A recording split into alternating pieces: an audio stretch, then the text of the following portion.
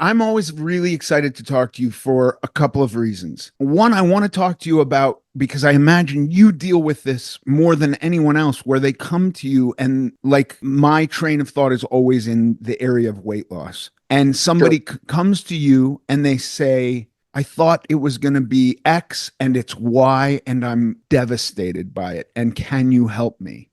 And what is it like dealing with somebody who, because look, I think we could probably do this episode a few times a year, talk about loose skin. It's just not overly communicated enough, in my opinion, for people who lose a lot of weight. It's just statistical odds on having loose skin is almost 100%. And Yeah, for sure. not going into it knowing that, or thinking, well, I'll tighten up or I'll gain muscle, or I'll take collagen protein powder because that'll help my skin, like, or not even thinking about it, can be devastating. Yeah, and I was a very good point, and I think it highlights the sort of, it's kind of like an album, and it's the B side of the album. So, your mind is set, okay, I'm overweight. I got here because of 100 reasons, and now I finally made that critical decision that I'm going to go the other direction, whether that is diet and exercise, whether that is gastric sleeve, whether that's gastric bypass, whether it was the lap band, whether now it's Manjaro or any of these semaglutides. I always tell patients, I don't care how you get there. Obviously, I'd love for you to get there on diet and exercise because I think it's the most sustainable method, right? Because at the end of the day, you didn't get to being 150 pounds overweight accidentally. It was a lifestyle decision. So the most likely way of losing it and sustaining it is something that is built into your lifestyle. But nonetheless, I still give patients a tremendous amount of credit, and I applaud them for having lost the weight in any way, shape, or form. Then they always comment, by the time they've gotten to me, they've done enough homework and they've been sitting with the reality of the flip side of the B side of the album. What you said is very true. First of all, I hold some of the weight loss surgeons accountable, because when you go and do diet and exercise, often you're on a solo journey, or at best you're with a trainer. And maybe the trainer should be involved. But when you have surgical bariatric surgery, there's a doctor associated with you. And on many occasions, I presented myself to bariatric surgeons. I said, let's come up with a holistic plan whereby which when you meet a patient at 300 pounds and you're about to start their journey and you talk to them about, you let us come speak to them at that moment, Yeah. in preparation for when they will have lost the weight. Because when they will have lost the weight, 100% of the time, if you lose more than 50 pounds, which is not a lot, 20 years old, 30 years old, 50 years old, you will have redundancy of skin in such a form that it will bother you as much as having been overweight. In other words, it's not like, well, now I'm skinny. Who gives a shit that I have loose skin on my abdomen? Now I'm skinny. I don't mind the excess skin on my arms. No, you're actually going to mind a little bit more, because you have now really put your mind to it. And in your mind, as you said, once I get to my welterweight or close thereof, I'm going to reach utopia. I mean, this is it. And when you find out that there's this redundancy, that there's nothing you can do, nothing, no muscle mass, no creams, no powders, no supplements, it's excess skin. You're so bummed out because it costs money, it takes time, it requires recovery, it has incisions. And had you known, which is what you're referring to, well in advance, because most people take at least a year, if not more, to lose that substantial weight, you could have been preparing mentally, physically, financially, emotionally. But so when I went to these bariatric guys, I'm like, guys, let's tell them together what A to Z is, not A to P is. And of course, it was shot down. Well, are they They just, afraid that people are going to back out of the surgery? I think they're afraid they're going to back out of surgery. They don't really, yes. I think ultimately and I can't speak on behalf of an entire profession, and I don't want to speak poorly about them because, of course, they're amazing and they are helping so many people. I'm just saying, when I approach several prominent bariatric surgeons to discuss this philosophic approach, which is let's talk about what is going to be almost the inevitable and create an entire journey. At the very minimum, let us talk to them so they can start saving money. How about that? Right. How about that just as an aside? And so that was shot down. And I think that on the semaglutide side, that's a whole new world. And then on the diet and exercise side, I think trainers and I commend trainers, right? Because they're your coach and your champion, but many of them lead you to believe that you can exercise your way out of everything. Right. Well, John, you're 27 and you're fit. You didn't have 3 kids. You're not going to fix your diastasis. You weren't 278 pounds. So I think some of that is fool's gold. And I think 100% what you do and you talk about is really critical because it's just reality. It's so you can't just stop halfway through the journey.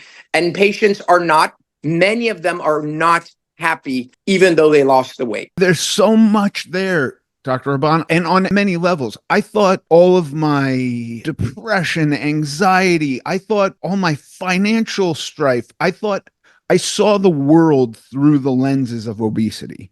Every problem began and ended with obesity. So there's a point where I think about trainers and I think like they're looking at this person and as though this person's life is on fire and the number one thing they need to start addressing their life is to lose weight because they're going to get sick and die or whatever, and and that's what the Sure. person's coming to them doing is paying.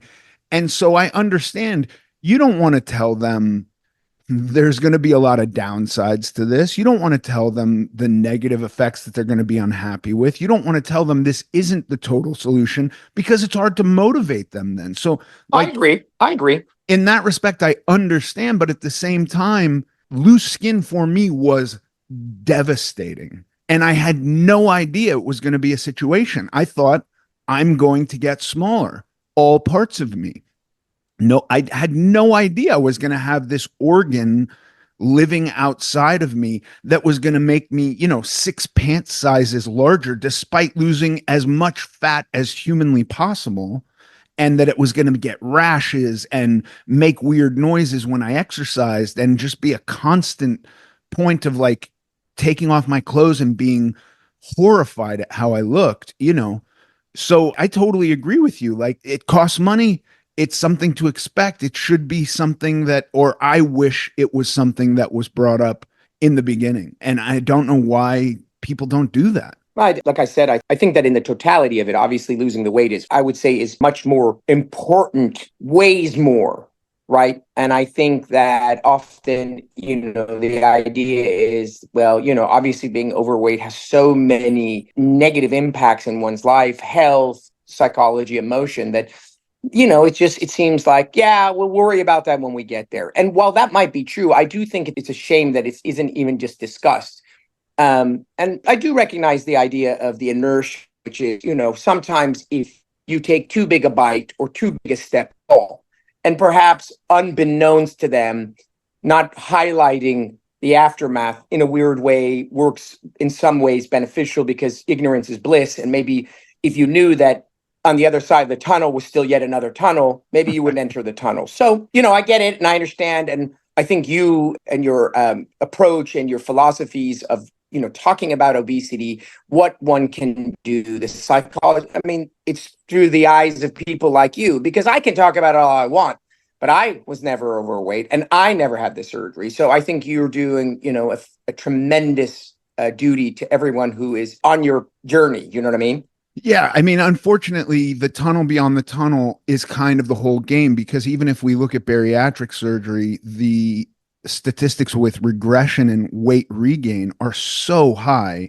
that it's like you said it earlier, like the thing that's been proven to have the longest lasting effects are diet and exercise and behavioral changes and slow weight loss, right? Those, if you just compile the data on people who have lost weight and kept it off for the longest, it's people that did that or are doing that currently. Now we have these semaglutides, which I can't wait to hear if that's changed your practice and suddenly you're seeing a lot more people because of it, because that's to me a benefit. That would be good. But people who go in and get bariatric surgery often aren't told immediately that there's going to be a second surgery required down the line and that it's not foolproof and it's not irreversible, that you can eat your way through it. It's not like you had the surgery, you never have to think about anything else again. It does at some point require lifestyle changes because it's not a permanent fix. And so unless these permanent fixes are in place where we're dealing with the mental side of it and we're dealing with our behavioral side of it, right? Like, I don't know if long term semaglutide is a surefire method. It seems like people are losing weight and keeping the weight off so long as they stay on those drugs. But what happens when there's a shortage of that drug, which we've seen, or they just don't feel like taking it anymore, or it's too much of a burden on their finances? And then and then it's like, well, I've lost all this weight. And what happens now? If you don't have something to back that up, and part of that is knowing there's going to be loose skin. Yeah, I think it's interesting. I have patients who come to me, and in a weird way, I think fixing the loose skin sort of locks you in to being thin. So let me explain what I mean by that. So here you are mentally, and let's say you weigh 280 pounds, you have for most of your life. That's who you identify with. I've never met someone who's 280 pounds and likes the fact that they're 280 pounds, because at the end of the day, most people recognize it's bad for their biology, it's bad for their mental health. And they finally lose the weight. And then let's say they come to see me. I think the people who don't remove the redundant skin, and I would love to see a study on this, are more prone to gaining the weight back than those who remove the excess skin. And this is my thought process. When you lose that weight and you look at yourself in the mirror, while your medical benefits are no different to that person who lost the weight and got the skin removed. In other words, your blood pressure decreases, your insulin, everything about you medically is awesome. Your energy's through the roof, all that. But such a big part of obesity is the self-love and the self-image. And then you go stand in front of the mirror and you don't see a person you like. You don't. You have saggy breasts, your arms are excess skin, your thighs have excess skin, and your abdomen, your trunk, and so on and so forth. So then you live this bizarre duality. When you're wearing clothes, people high five you, and you know as well as anybody else that when your clothes come off, that's not the image that you see. And so if you don't surgically remove it such that you go look in the mirror and you're like, aha, I got it. All this time and energy and suffering and weight loss and money, and it's finally done. You are much more unlikely to gain the weight back because, as aside from the money you just spent, you like the way you look. You like this new person. You are much more in love with the person you see, and you're more likely to be kind to the person you see in the mirror. Whereas if you lost all the weight and you're just a different version of I don't like myself, I didn't like myself overweight, and I certainly don't like myself with all this loose skin, you are more likely to just slip back into this, the poor habits that go along with depression and anxiety and discontent for yourself. So I tell patients that I think that the cosmetic component, which is kind of reconstructive, I don't even know that I call it cosmetic, sort of seals you into your weight loss. And that I have seldom, not never, I can recall a few, but I've seldom seen patients gain all that weight back, irrespective of what life throws at them. Because I think that you're surgically locked in. And that's just been my anecdotal experience with a lot. I mean, I do a lot of weight loss surgery.